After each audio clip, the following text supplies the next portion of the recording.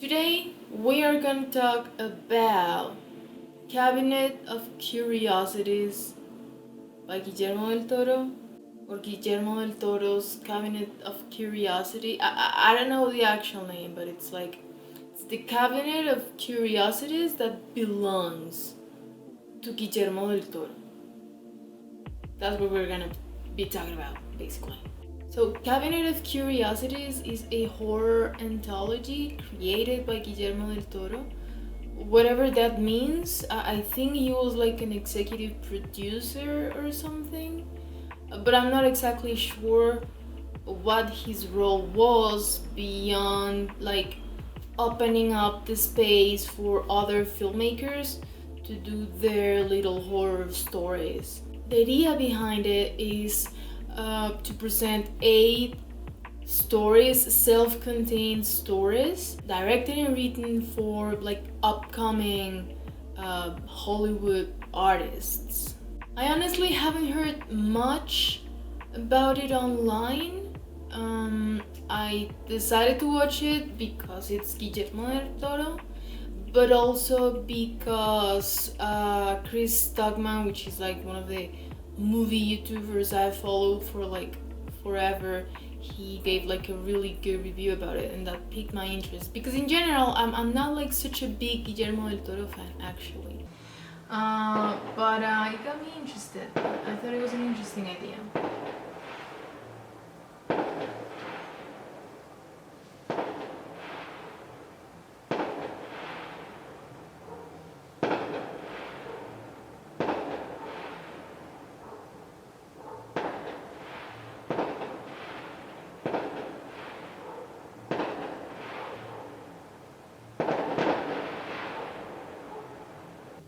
By the way, if and only if you like what you're seeing here and you would like to see more, give it a like.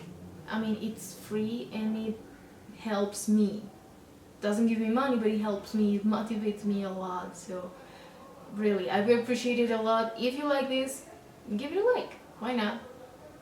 Funny enough, the only people I know that have watched it are my parents. I watched the first episode with them, and then they watched like 4 or 5 more episodes on their own, and they actually liked the bloody weirdness presented by Guillermo del Toro and his friends or whatever. They really liked it, which is very surprising because my parents are definitely not the kind of crowd that would like horror stuff. So that was interesting. So obviously in an anthology, not all the stories are going to cater to everyone at the same time. So in this first season, there were stories that I liked a lot more than the others. That is to say that even though I didn't like all of the stories, there were no bad stories, and instead we got definitely some excellent ones, which I think is already a win in the current state of things. Like with streaming and stuff, it's actually kind of difficult to find things that are like actually good, like excellent.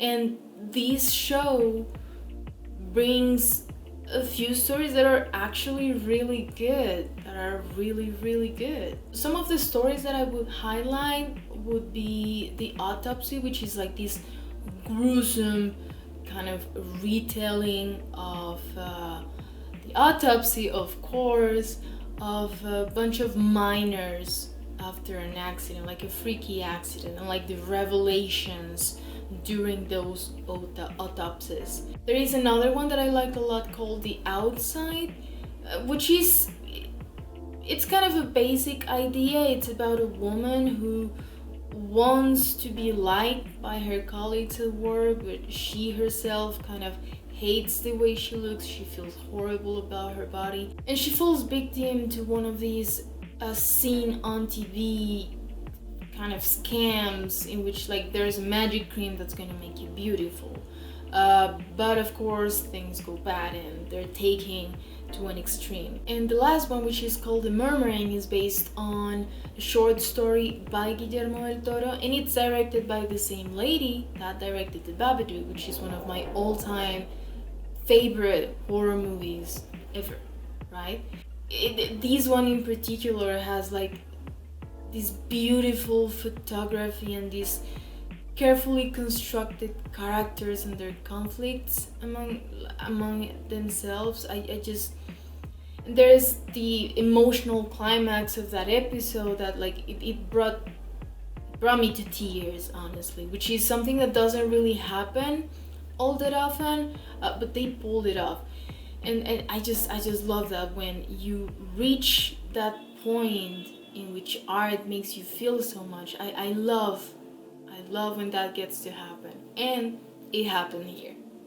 This show is an interesting thing because I'm not that big on like anthology shows. I never really got into Black Mirror, have to be honest, and I did watch the Love, Death, Robots one. I don't know if that's the name, but you know which one I'm talking about. I watched the first season of that one, and I loved it. It just left me wishing that the episodes' stories were longer. And so when I saw the chance to see this anthology, I thought it was very interesting. I liked the fact that every single story is presented by Guillermo del Toro in the beginning as though it's one of those like old school shows, Tales from the Crypt or something. I never saw it, but I think there's one show like from the 80s or something where this zombie looking guy presents a story or intervenes throughout the story, and it just gives me this vibe, this interaction with what's going to happen, that I think it's welcoming. It feels like watching something with a friend, and I really like that. It just feels very refreshing, given that right now most of the like mainstream media that we have access to is built upon the idea of making the biggest lore possible, so building a cinematic universe and making as many prequels and sequels as possible, and like milking every single opportunity you have to make a new show and grab people's attention. So I really like how this show is just 8 self-contained stories of something bad happening. I really like that.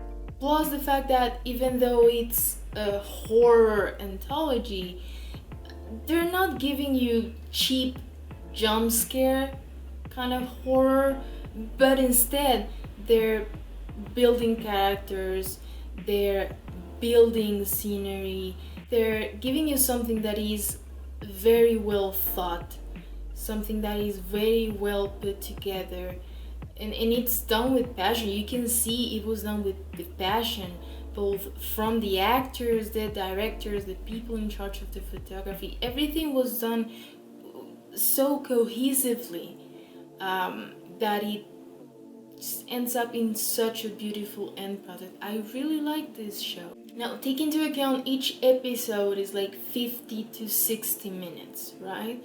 It's not that long either, and they really use up the time that they have to make sure these stories are as effective as they can be.